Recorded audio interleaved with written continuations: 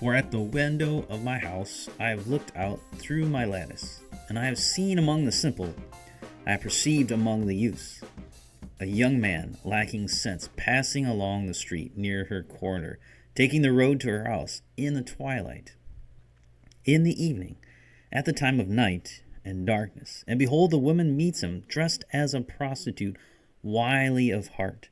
She is loud and wayward. Her feet do not stay at home. Now in the street, now in the market, and at every corner she lies in wait. She seizes him and kisses him, and with bold face she says to him, I had to offer sacrifices, and today I have paid my vows. So now I have come out to meet you, to see you eagerly, and I have found you. I spread my couch with coverings, colored linens from Egyptian linen. I have perfumed my bed with myrrh, aloes, and cinnamon. Come, let us take our fill of love till morning. Let us delight ourselves with love. For my husband is not at home. He has gone on a long journey. He took a bag of money with him. At full moon, he will come home. Much seductive speech she persuades him. With her smooth talk she compels him. All at once he follows her, as an ox goes to the slaughter, or as a stag is caught fast, till an arrow pierces its liver, as a bird rushes into a snare. He does not know that it will cost him his life. Well, welcome back to Bride Arrays. This is the study we're looking at. I called it An Ox to the Slaughter, obviously from the passage I just read.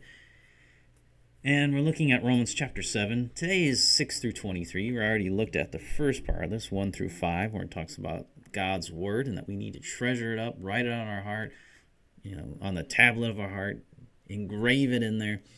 We need to take God's laws and God's words and his commands, and we need to say, you're the apple of my eye. You're my sister. You're my best friend. And when we do that, it'll keep us from sin. And the sin that he's going to specifically apply this to now, because that's just a general principle, right? You learn God's word. You study God's word. You do God's word. It will keep you from sin. And here's the specific application: adultery. That's what he wants to talk about. So again, he's going back to the same topic we already looked at in chapter 6. Now we're going to look at again in chapter 7. So he's going to tell us to be wise about seduction. This is Solomon's warning story. Now before he gave us really the commands, the ideas about how bad it really is, that this leads to death. And now what he's going to say, and he's going to go back to that same idea too later on, but he's going to tell us a warning. He's going to give us a warning story. This is an example. Whether he actually saw this happen or not, it probably could have. But he's going to talk about a young man. This is the main character. He's a young man. And he's going to get himself into trouble. Now, Paul told Timothy to flee youthful passions and pursue righteousness, faith, love, and peace, along with those who call on the Lord from a pure heart. That was Paul's command to the young man Timothy, saying, you need to flee from youthful passions. Get rid of that. You need to run after, pursue, chase down, and hunt down is righteousness, faith, love, and peace. Okay, that's what you do, along with all those who call on the Lord from a pure heart. So you join in with those who are calling on the Lord with a pure heart. Seek those people, live with those people, dwell with those people, throw away the youthful passions, and seek that righteousness, faith, love, and peace. Because youthful passions come naturally. Those are the things you need to get rid of. And so that's what he tells them. So let's look at the young man in this story. First, what do we see about this guy? Well, there's some things here. He says, at the window of my house I've looked out through my lattice, and I've seen among the simple, perceived among youths, a young man lacking sense. Right? He lacks sense. He's not thinking. Now, he's already said, if you do all these things with God's word, you put them on your heart, it'll keep you from sin. It'll keep you from the forbidden woman. It'll keep you from the adulteress with their smooth words. If you do what God tells you to do, it'll keep you from that. And so he's saying that this young guy he has no sense, right? He's lacking sense. Doesn't have a good head on his shoulders. He's walking right into trouble. Doesn't even know it. What else do we find out about this guy? Well, he's passing along the street corner near her house. And so he says he's in bad company, right? He's in bad company. What is this guy doing? He says, a young man. I perceived among the youths. I have seen among the simple, among the youths. So here's a guy among the youths. He's hanging out with the simple, right? This is not good company for you to be hanging out with. This is the issue that we have, right? With getting a bunch of young people together. They're going to do stupid stuff because the wisdom's not there. That's the problem, right? That's the problem. It's the age-old story of youth ministry, right? You get the simple and the youths together, and then you get hopefully someone who's wise in there, who's able to lead them, but they're outnumbered, right? And so now you got a bunch of simple and youth together, and it's just causing problems. And all kinds of bad things happen. Why? Because maybe you have a wise man, but a wise man probably wouldn't be in this company, right? A wise youth wouldn't be in that company. A wise youth would not be seeking out to be with the simple and the youths.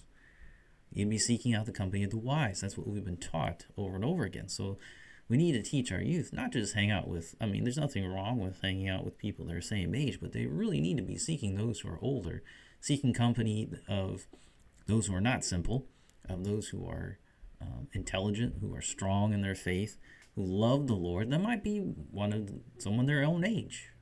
But when it says the simple, the youth, this is talking about those who are unwise. So you need to be seeking out those even of your own age, maybe younger than you, that is wise. Because wise people don't always come as the elderly, right? Because there are those who are simple and they could be in their 80s, And so it's not necessarily about age, though that often does happen.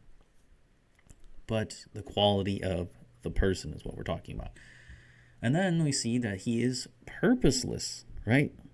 What is he doing? He's just passing along the street near her corner, taking the road to her house. Why is he going there? Doesn't say. But he's just taking the street out for a stroll, right? He's going out at night.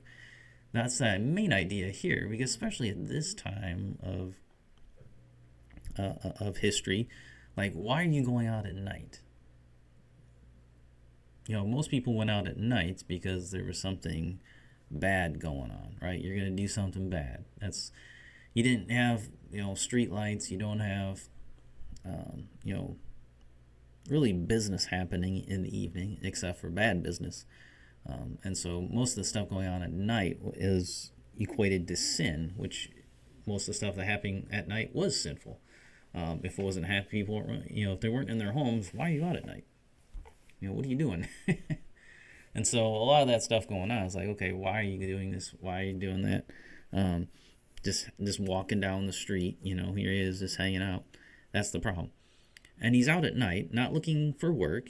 He's not looking to be, he's not going to visit someone, it doesn't say. He's just out there, right? He's just passing along the street near her corner, taking the road to her house. Why is he going by your house? Doesn't say.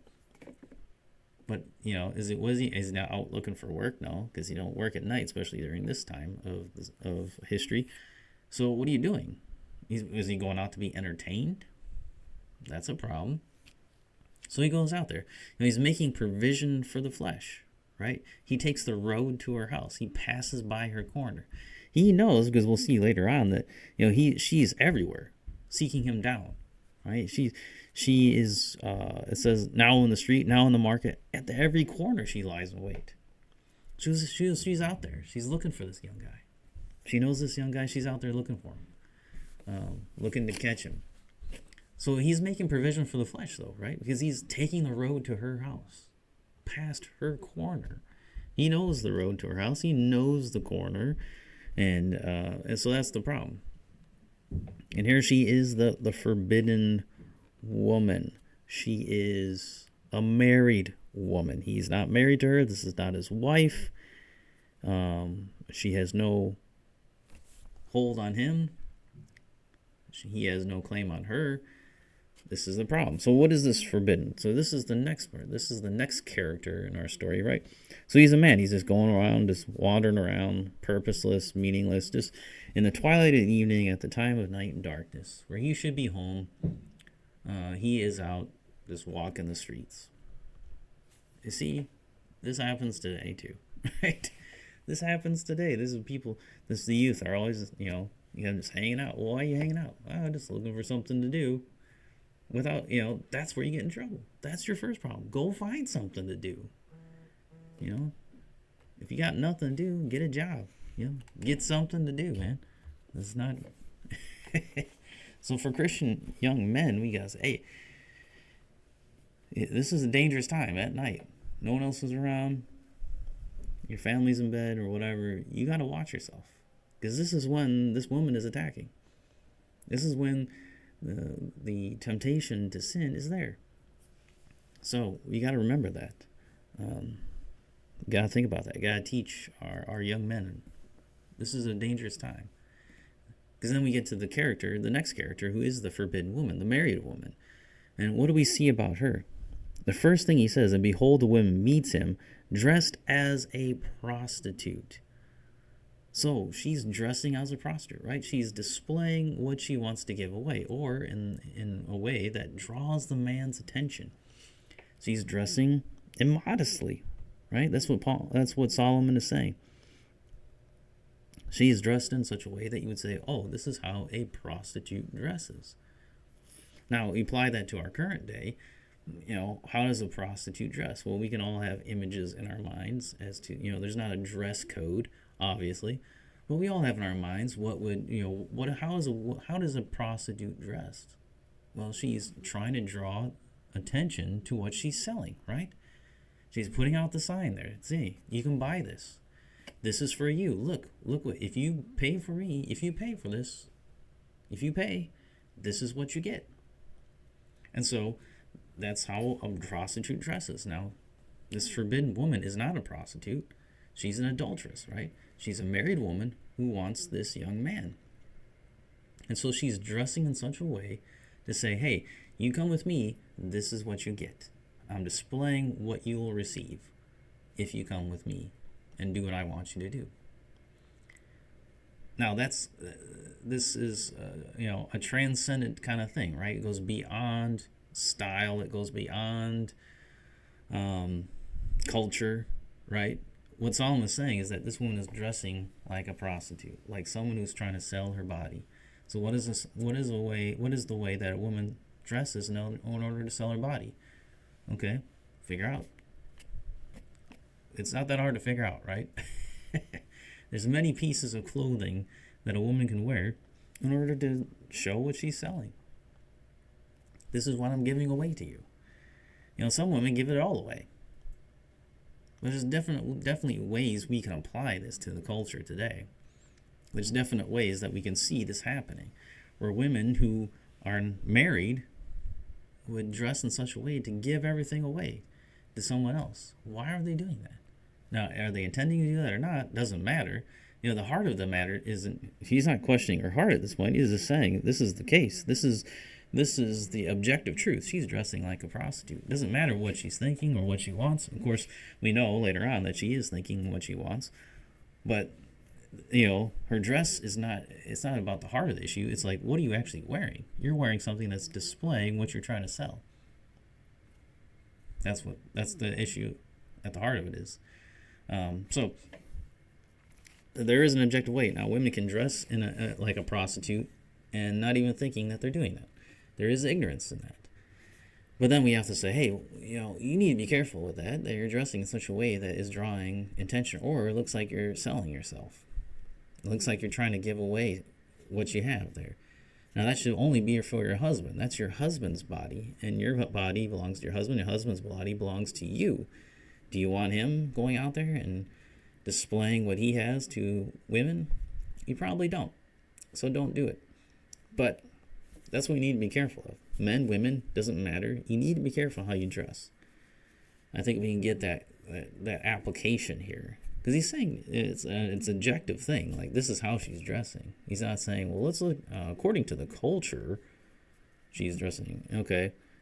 Because if you do that, then you just destroyed everything that this is talking about. So I could go on for a long time about this. This is not exactly what it's about. But this is a point we have to make, though, I think, is that there's an immodest dress here, like a prostitute, that should not be happening. And So the idea is, what does a prostitute dress like? Well, she's selling something, right? And then what she's selling is what she's displaying. So I mean, probably in this case she's fully clothed, right? But she's dressing in such a way to draw attention to herself as a prostitute would, saying, "Hey, this is for sale. My body is for sale. This is what you can buy," and displaying in such a way. Now it might be tight. It might be, who knows what it is. Back then the prostitutes would put veils over their faces. That was, dressing like the prostitute was immodest. The veil, not immodest, but dressing in the way that is equated to what a prostitute would do, yes, that is sinful. So, see, it transcends culture. Because we could just throw it to culture and say, well, what does it mean today? I mean, you can't wear, what is it? You can't expose your ankles. Like during the Victorian times, they said that was immodest. True. I mean, some of it has to do with culture, but some of it also has to do with just the objective ideas. Like, are you dressing like a prostitute? Are you trying to dress in such a way that would draw attention to a man or a woman to think sexually about you? Are you exposing your genitals? Are you exposing, sexual organs to, things that would be aroused by them touching? Then you shouldn't be showing those to other people, right? Because then you're just showing them what you want.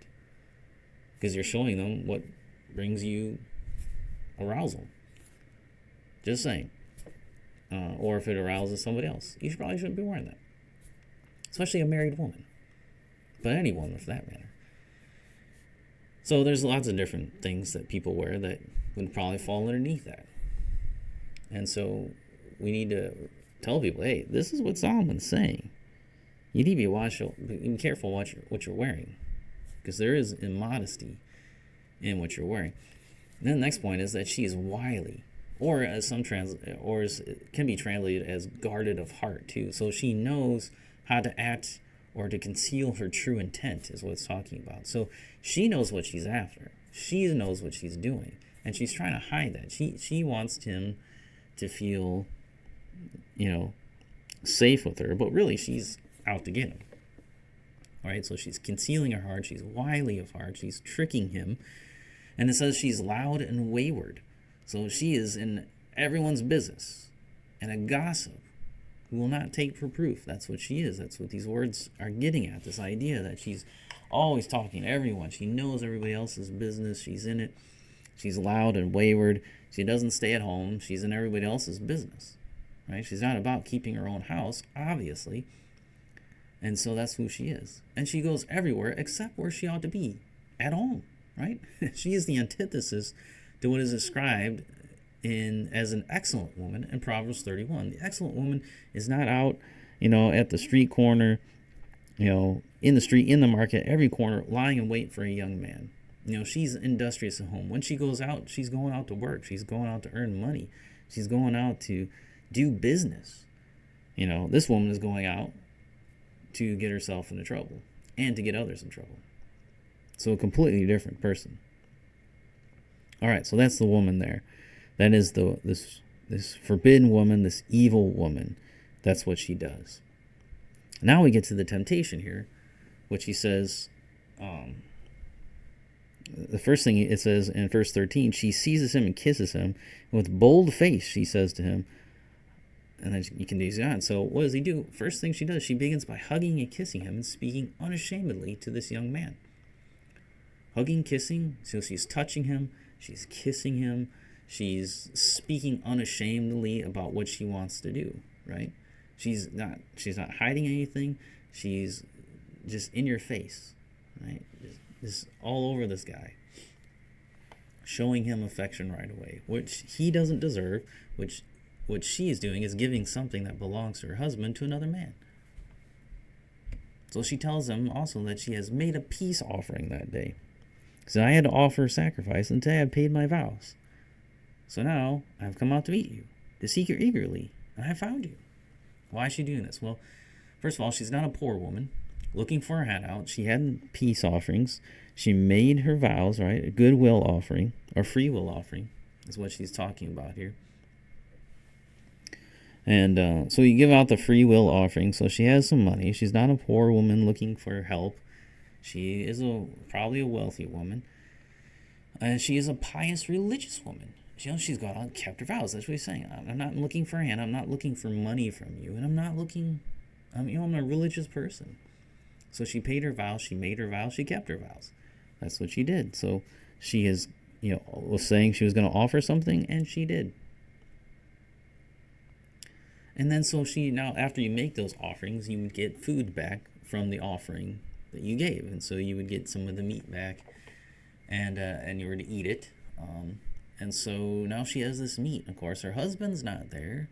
And so now she has this meat. And now she's looking for someone to eat it with, right? The meat of the peace offering was given back to the worshiper to eat with friends and family. So she's going out. Now I've come out to meet you, to seek you eagerly, and I've found you. I come out to eat with you.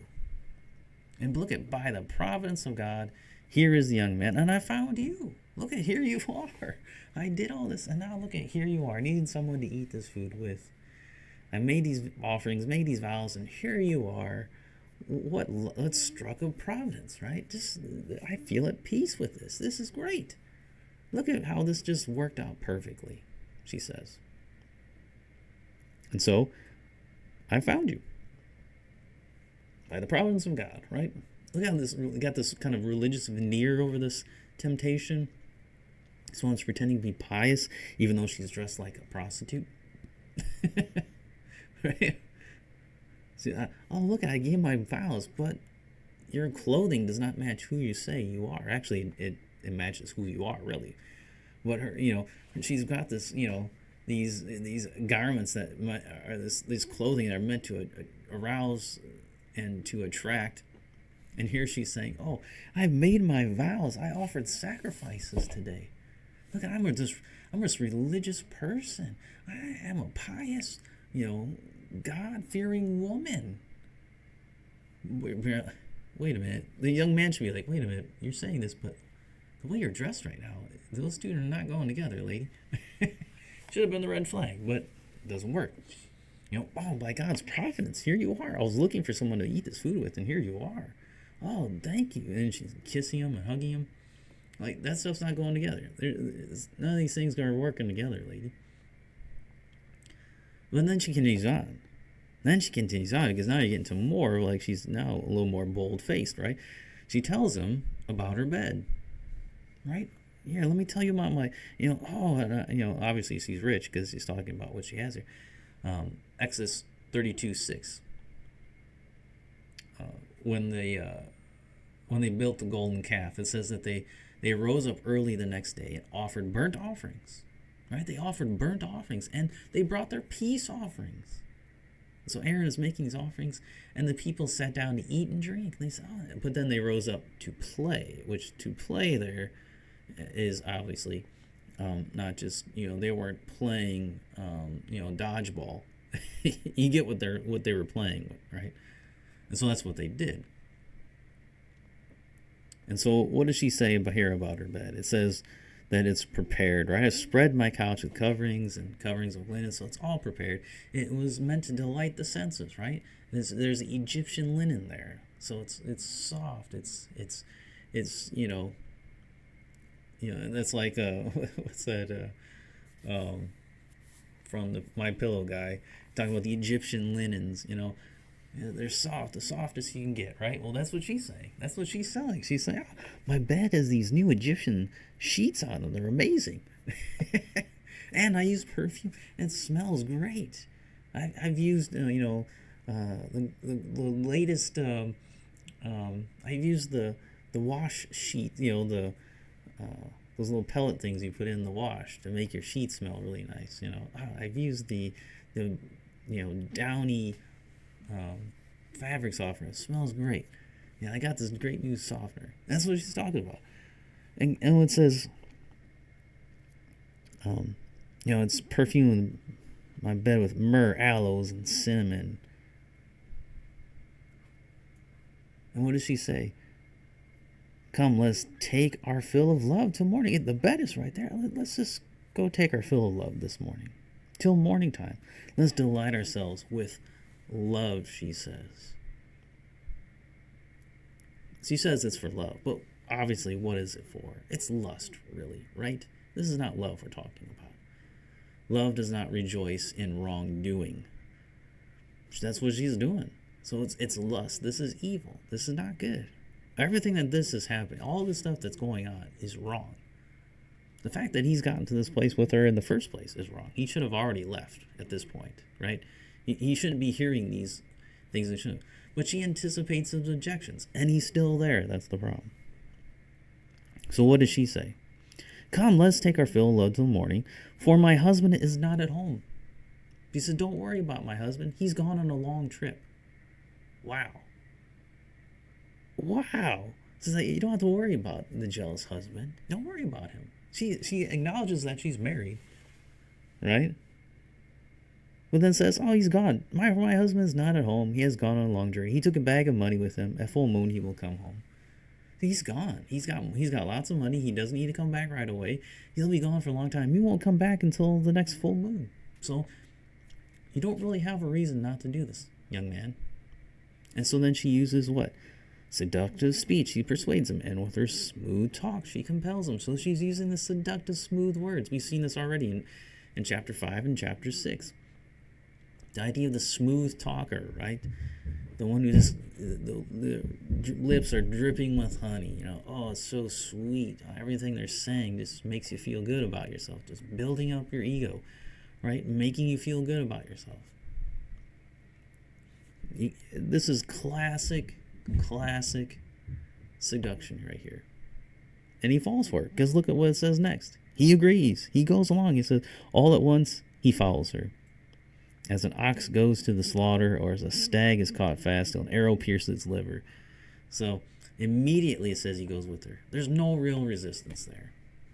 She lays out her case for why he should do this, and he goes along with her. Immediately, all of a sudden, boom, he goes. And he's done. He's dead. He's dead meat.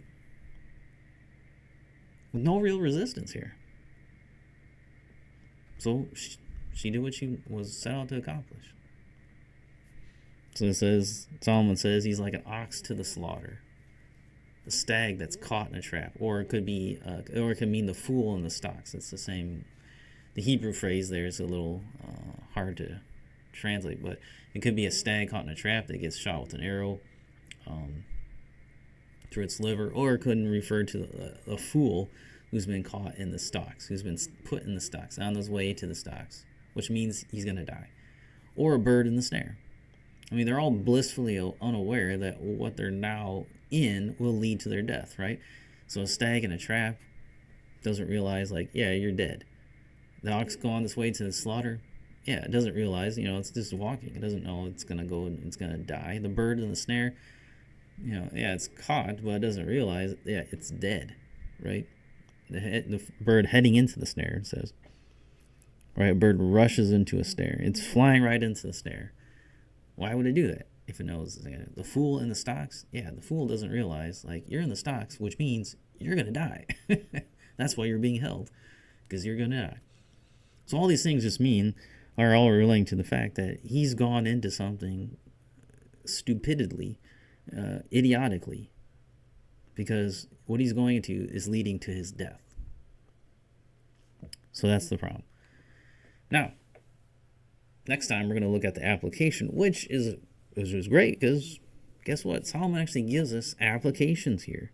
Here's what you need to do. Here's how you need to apply this to yourself. So Solomon gives us the introduction. Hey, listen to God's word. Pay attention to God's word. Don't forget it. Then he goes in and gives us this illustration of someone who does not listen to God's word and then falls into sin, who's trapped and is on his way to hell. He's going to die. And then we get to application in 24 through 27. So come back next time and we will look at that application, which is going to be great.